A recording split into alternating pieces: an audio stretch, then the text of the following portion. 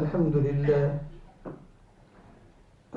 لله نحمده ونستعينه ونستغفره ونؤمن به ونتوكل عليه ونعوذ بالله من شرور أنفسنا ومن سيئات أعمالنا من يهده الله فلا مضل له ومن يضلله فلا هادي له وأشهد أن لا إله إلا الله وحده لا شريك له وأشهد أن سيدنا ونبينا ومولانا محمدا عبده ورسوله أرسله الله تعالى إلى كافة للناس بشيرا ونذيرا وداعيا إلى الله بإذنه وسراجا منيرا صلى الله تعالى عليه وعلى آله وأصحابه وأزواجه وذرياته وأهل بيته وطاعته أجمعين. أما بعد فقد قال الله تبارك وتعالى في القرآن المجيد والفرقان الحميد: أعوذ بالله من الشيطان الرجيم بسم الله الرحمن الرحيم. من أجل ذلك كتبنا على بني إسرائيل أنه من قتل نفسا بغير نفس أو فساد في الأرض فكأنما قتل الناس جميعا ومن أحياها فكأنما أحيا الناس جميعا. صدق الله مولانا العظيم. اللهم صل على محمد وعلى آل محمد كما صليت على إبراهيم وعلى آل إبراهيم إنك حميد مجيد. بزرگان محترم، اللہ تبارک و تعالیٰ کا یہ بڑا کرم اور احسان اور فضل ہے کہ اس کریم ذات نے مجھے اور آپ کو دین کا ہم فریضہ نماز جمعہ ادا کرنے کے لیے یہاں جمع فرمایا. ہم سب دعا کرتے ہیں کہ اللہ تبارک و تعالی ہماری اس حاضری کو اپنی بارگاہ میں قبول و منظور فرما کر اسے ہم سب کے لیے دنیا اور آخرت میں نجات اور ہدایت کا ذریعہ بنا دے. آمین. قرآن مجید کی اس آیت کریمہ کے حوالے سے گزشتہ ہفتے میں یہ بات عرض کی تھی کہ اللہ تعالیٰ فرماتے ہیں کہ ہم نے توریت میں لکھ دیا اور بنی اسرائیل کو یہ حکم دے دیا کہ اگر کوئی آدمی کسی کو ناحق قتل کرتا ہے تو ایک آدمی کا قتل یہ پوری انسانیت کا قتل ہے. ومن احیاها فکأنما احیا الناس جميعا. اور اگر کوئی آدمی کسی ایک آدمی کو زندہ رکھتا ہے، اس کو بچاتا ہے، تو اللہ فرماتے ہیں گویا وہ پوری دنیا کے انسانوں کی جانوں کو بچاتا ہے اور سب کو زندہ رکھتا ہے. روایتوں میں آتا ہے کہ کل قیامت کے دن حقوق اللہ کے بارے میں جو بات ہوگی وہ بات اور جو پوچھ ہوگی، جو سوال ہوگا، پہلا وہ نماز کا ہوگا. اور حقوق العباد میں سب سے پہلا جو سوال ہوگا وہ قتل کے بارے میں ہوگا. اگر کسی نے کسی کو قتل کیا تو اس کے بارے میں سوال ہوگا.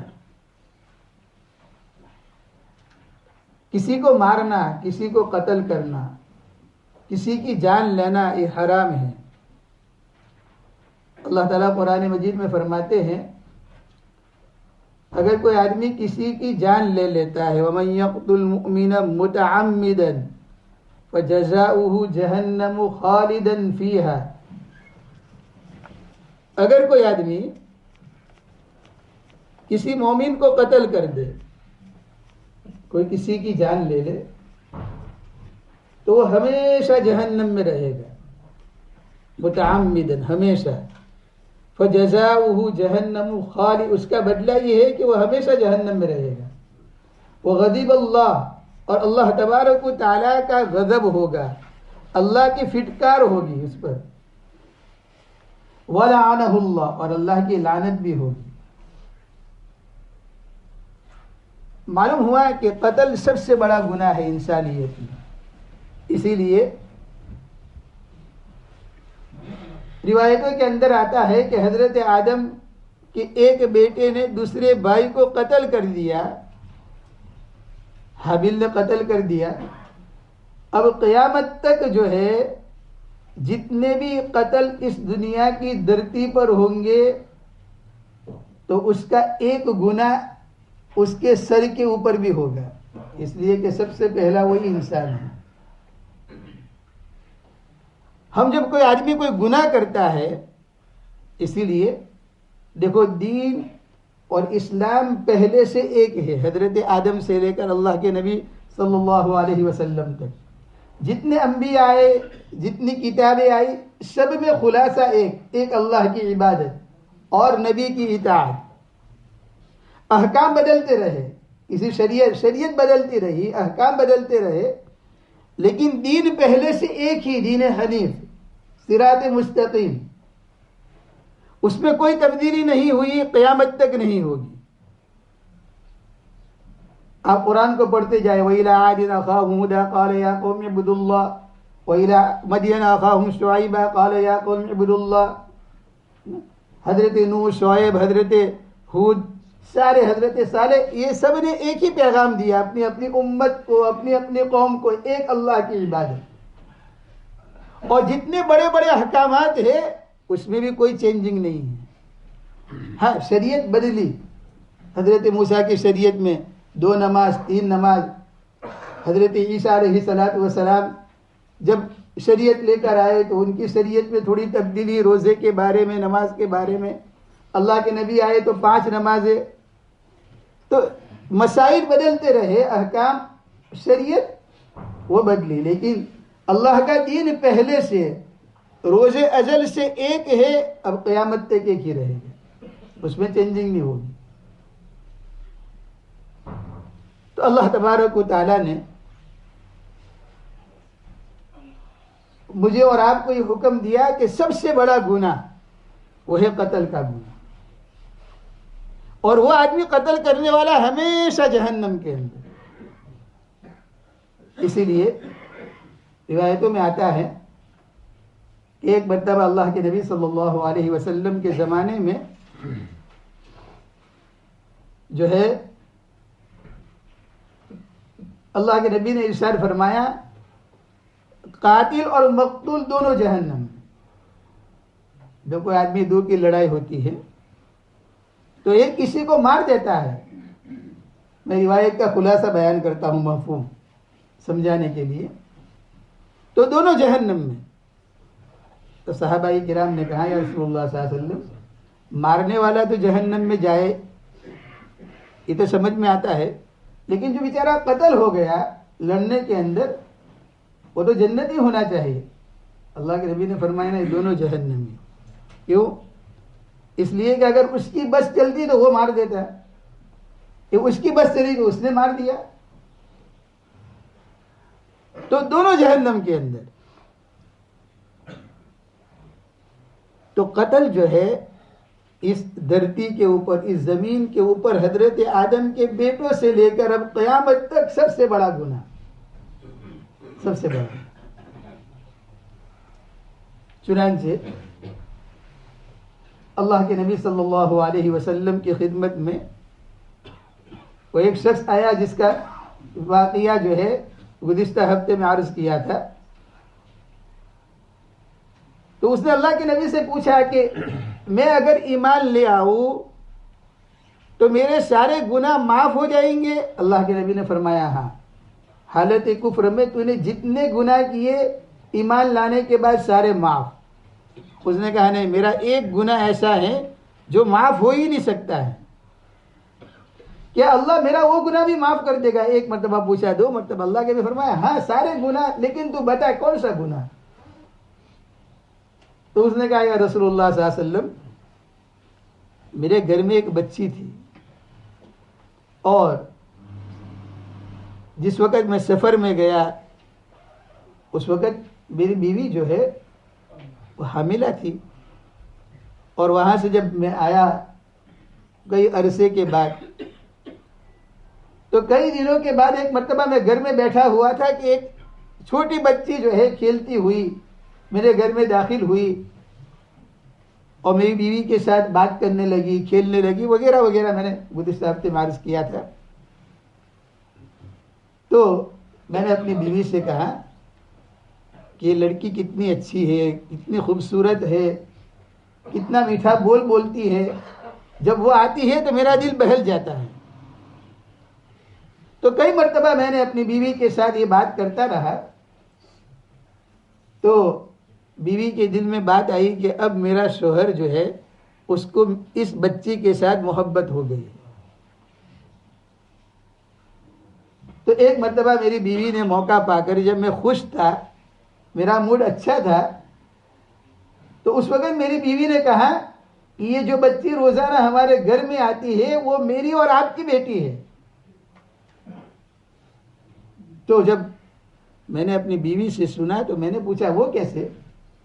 تو کہا جب آپ سفر میں تھے تو میں حاملہ تھی، اور آپ کے جانے کے بعد یہ بچی کی ولادت ہمارے گھر میں ہوئی، لیکن معاشرہ، سماج، سوسائٹی کے ڈر اور خوف سے میں اس کو اپنی بہن کے یہاں پرورش کے لیے چھوڑ دیا. میں نے یہ آپ اس کی خالہ کے یہاں رہتی ہے، میری بہن جو ہے اس کی پرورش کرتی ہے.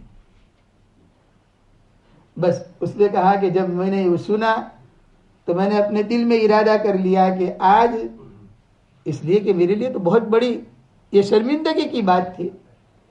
اس وقت معاشرے کے اندر کسی کے گھر میں بچی کی ولادت یہ بڑی مصیبت ہوا کرتی تھی، اور لوگ سمجھتے تھے کہ جس کے گھر میں بچی پیدا ہو گویا کہ نحوست ہے اس کے گھر میں،